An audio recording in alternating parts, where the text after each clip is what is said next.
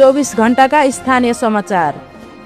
दमक नगरपालिका 5 शान्ति टोल क्षेत्रमा आज बिहान 3 बजेतिर पाथिभरा एफएमदेखि गुम्बातर्फ जाने सडक खण्डबाट नीलो रङको पल्सर मोटरसाइकल चोरी भएको छ।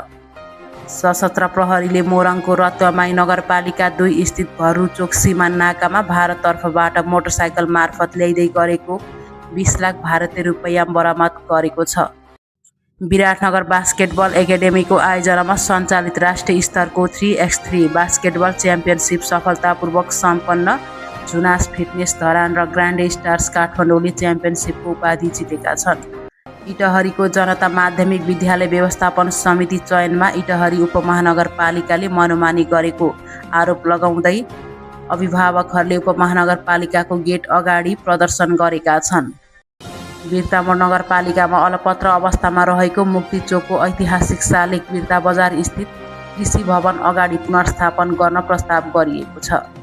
हेर्दै गर्नुहोला, सुन्दै रहनुहोला नवदिशा।